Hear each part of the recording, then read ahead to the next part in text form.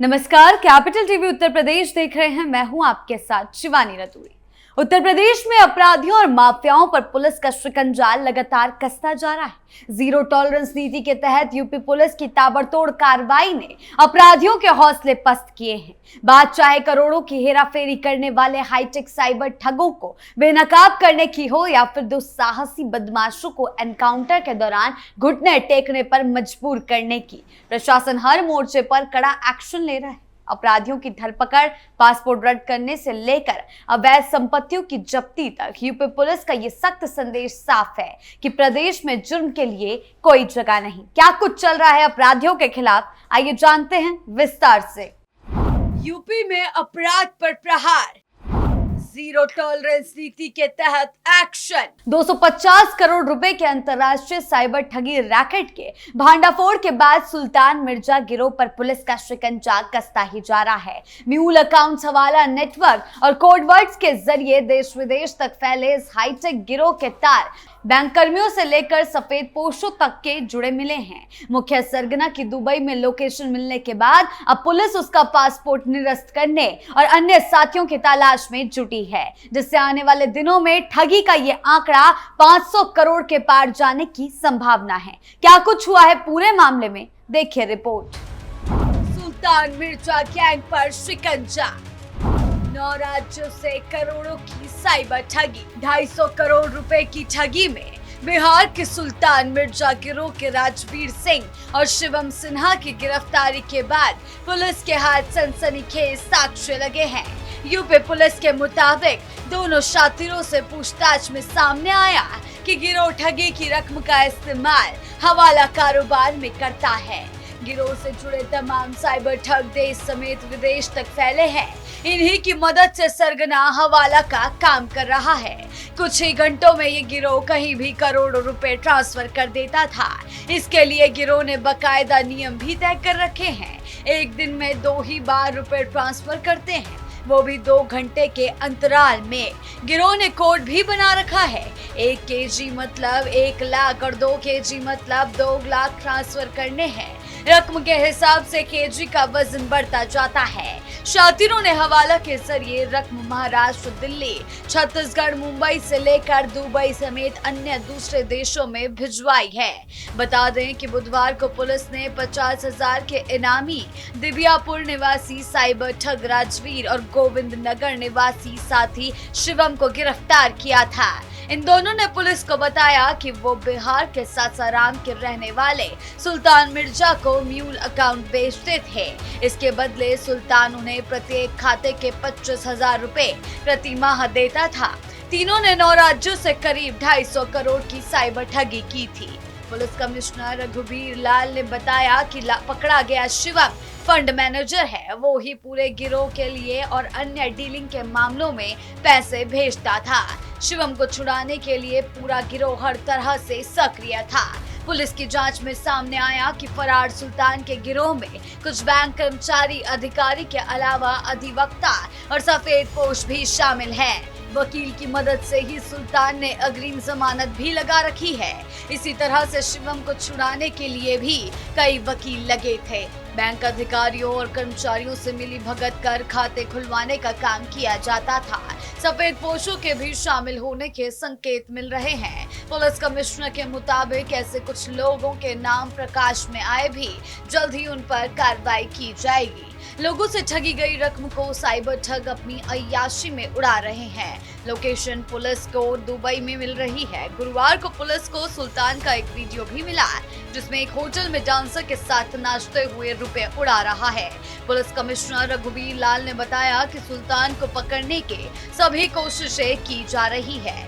सबसे पहले उसका पासपोर्ट निरस्त कराने की कार्रवाई की जा रही है, जिससे वो कहीं और ना जा सके।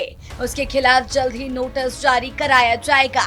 पुलिस ने साइबर ठगी की जांच को आगे बढ़ाते हुए राजवीर के खास साथी आगरा फतेहपुर सिकरी निवासी अंशुत गोयल को भी गिरफ्तार कर लिया है। 25,000 का इनामी अंशुत गोयल एक अलग ठगी का गिरोह सुल्तान मिर्जा की तरह चल रहा था। वो भी म्यूल खाते खुलवाने समेत अन्य ठगी का काम करता था। पकड़े गए अंचित से पुलिस देर रात तक पूछताछ करती रही।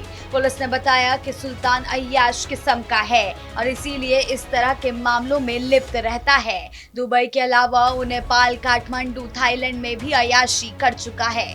वहां के होटलों से भी उसका फुटेज जुटाए जा रहे हैं। पुलिस कमिश्नर के मुताबिक सिर्फ सुल्तान ही नहीं, उसका साथी शिवम भी आए दिन शहर के एक 3 स्टार होटल में 2 दोस्तों के साथ डांस और शराब की पार्टियां किया करता था। पुलिस सूत्रों की माने तो सुल्तान का गिरोह सिर्फ राजवीर और शिवम तक ही सीमित नहीं है। उसके गिरोह के 4 और शातिर रडार पर हैं, जिन्होंने देश के कई राज्यों में नहीं बल्कि विदेश में रहने वाले भारतीयों को भी अपनी ठगी का शिकार बनाया है। इन चारों के पकड़े जाने के बाद ठगी की रकम 500 करोड़ तक पहुंच सकती है। पुलिस इनकी तलाश कर रही है।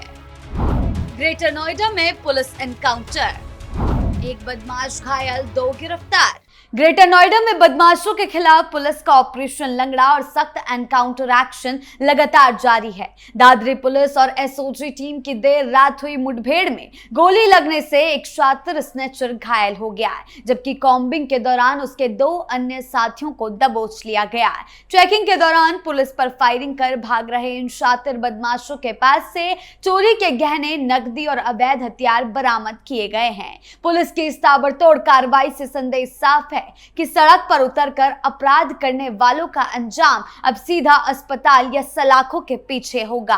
क्या कुछ चल रहा है एक्शन के तहत, देखिए रिपोर्ट।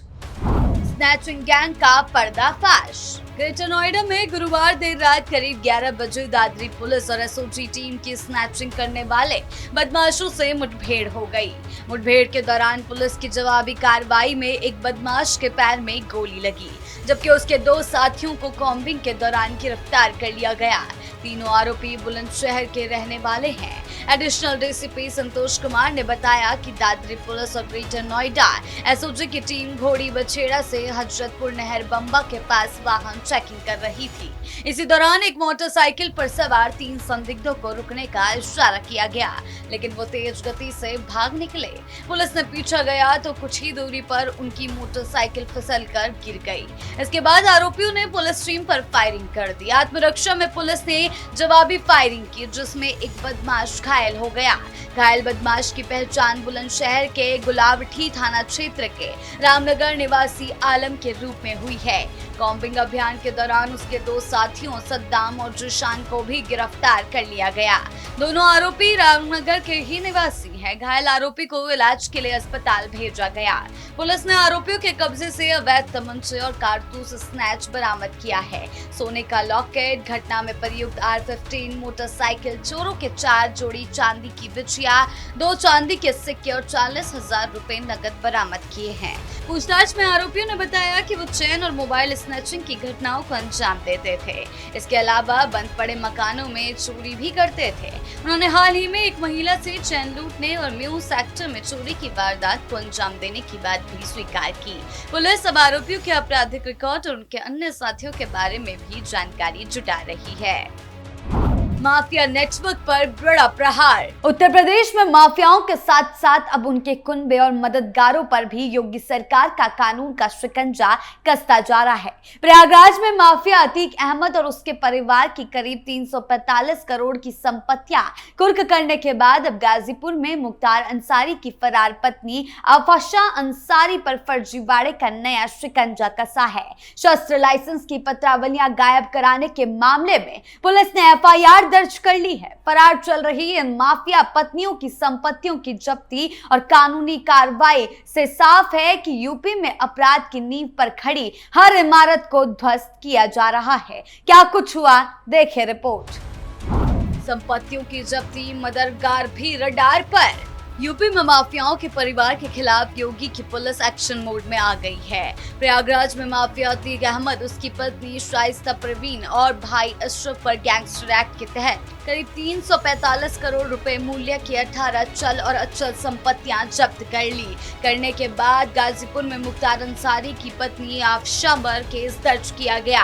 शस्त्र लाइसेंस की पत्रावलियां गायब होने के मामले में पुलिस ने आफशा अंसारी समेत 3 पर मुकदमा दर्ज किया है। फिलहाल अतीक की पत्नी शाइस्ता परवीन हो या मुख्तार अंसारी की पत्नी आफशा अंसारी, दोनों ने लंबे समय से फरार हैं। गाजीपुर में मुख्तार अंसारी के गैंग IS 191 के सदस्य और उनके सहयोगियों को जारी शस्त्र लाइसेंस की जांच में लगातार गड़बड़ियां सामने आने से प्रशासनिक महकमे में हड़कंप मचा हुआ है। जांच के दौरान सामने आया कि गैंग के सरगना रहे मुख्तार अंसारी की पत्नी आयशा अंसारी के नाम जारी शस्त्र लाइसेंस संख्या 1054P11 से संबंधित लाइसेंस और क्रय विक्रिया की पत्रावलियां कथित रूप से लाइसेंस धारकों और संबंधित शस्त्र लिपिकों को मिली भगत और साजिश के तहत अभिलेखागार से गायब करा दी गई है। प्रदेश में अपराध, साइबर ठगी और माफिया नेटवर्क के खिलाफ चल रहा यह अभियान सिर्फ गिरफ्तारी तक नहीं है। अवैध संपत्तियों की जब्ती, फरार आरोपियों के पासपोर्ट निरस्त कराने की कार्रवाई, आर्थिक नेटवर्क पर प्रहार और अपराधियों के मददगारों तक कानून का शिकंजा कसकर सरकार ये संदेश दे रही है कि कानून से बच निकलने की कोई गुंजाइश नहीं है। आपकी इस मामले को लेकर क्या राय है, हमें कमेंट सेक्शन में जरूर बताएं। धन्यवाद।